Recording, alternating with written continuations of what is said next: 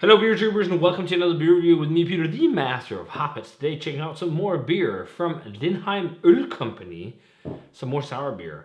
I got this one from Luan in Norway. Luan is a subscriber, longtime subscriber of the channel. Last year at the 2021 MBCC, he brought me loads of bottles, which is very kind of you, dude. He's supplied lots of great Norwegian beer over the years. He's supplied this bottle here, but also quite a few of the Wreckhouse beers from Lervik that I have yet to crack. The very first ones they did. They've done a lot since. They've done like sour beers. They're doing a huge project with this whole Wreckhouse stuff. But this is from Lindheim, and they make some really, really dope sour beers. So this one is Coolship Blåbær, or Coolship Blueberry, if you want to translate it to English. It's part of the Farmers Reserve series, where they do these fairly heavily fruited, spontaneously fermented sour beers. So this one is a blend of different vintages of spontaneously fermented beer that's aged 2 to 3 years in old wine barrels, and then it's secondarily fermented in large oak vats with wild blueberries from the forests of Gvarv, which I guess is local to where this brewery is located. So, yeah, which I'm guessing is Lindheim. No, it's Gvarv, which is where Lindheim is based. So I thought Lindheim would be the city, but that's really cool. I love the idea of breweries, even though they have to use loads of berries or just do really small productions, do these like things where they forage wild fruits and whatnot. It's crazy that you do that. But yeah, it's brewed with water, malted barley, raw wheat, hops, and wild blueberries. And in Norwegian, down below the English descriptions, it says Blåbær fra skogen, so blueberries from the forest. That's pretty cool. So this is 7%. This was produced in 2017/2018, bottled in May of 2021. So this has been a year in the bottle now. So let's check it out. The head already died down, but when I poured it out, it was very nice and bright pink looking. Otherwise, the color of the beer is looking like a blueberry beer. It's like a really dark maroon reddish color with a bit of a purple tone to it. You often get that with blueberries. Also kind of hazy, even though this has been stored upright for a while. I didn't do anything to shake it, but it still looks really nice. Let's check out the aroma. Yeah, that smells really good. Really, really, really good. Really, really vinous. Loads of the wine barrels really shining.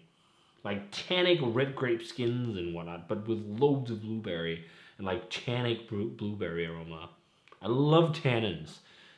Like in wine and stuff, like I like medium to high tannins actually. Like it can be too much, but this smells like it's gonna have some tannins, and I do enjoy that. Like just like dry intensity, and you can smell that already. Lots of blueberry. There's a bit of a vanilla-y vibe to it as well. Almost like vanilla custardy. Like red grape. It's like cherry type vibes too. Yeah, red grape cherry. Spicy, peppery, almost leathery actually. Which must be the barrel.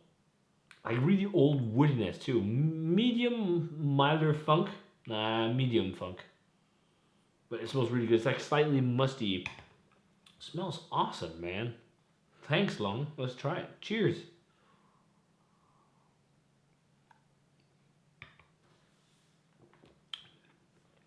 As with, ooh, sharply sour there on the first sip. Let's go for another one quickly. Because often with beers that are like if you go from beers that are not sour to beers that are sour, the first sip can always seem really sour. So let's just try and dive in again.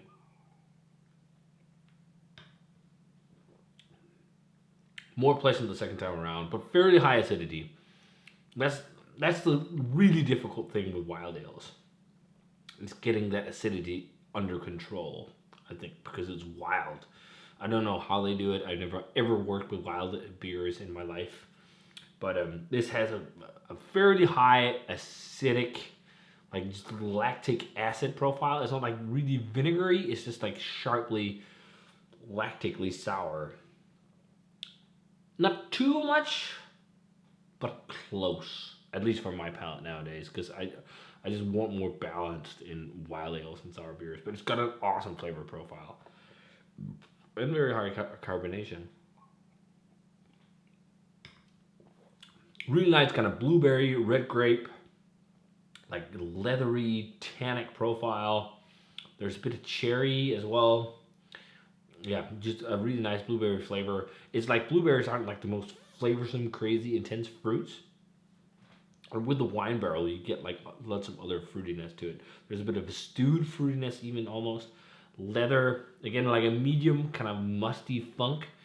Also drying white pepper type flavors, which I'm guessing could be from the barrels. Bit of balsamic vinegar, just a light touch. This sip here, like it seems like I'm much more used to this sourness. It is not too high, but it's like it's on the higher, let's say like the higher side of medium. But the first sip was like, ooh, that's a bit intense. There's some fluffy kind of, almost like wheatiness or something going on as well. Also a bit like the, like a, I don't want to say branch.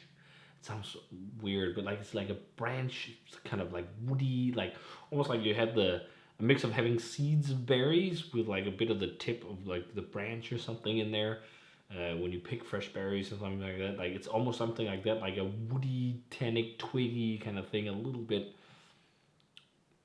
with like that leather, that like blueberry, red grape, vineyards kind of quality. It's really, really good though. Like really, really nice wild ale. Really intense on fruit. Really nice balance of funk, fruit, and then also there's like really nice barrel flavor because they're using wine barrels.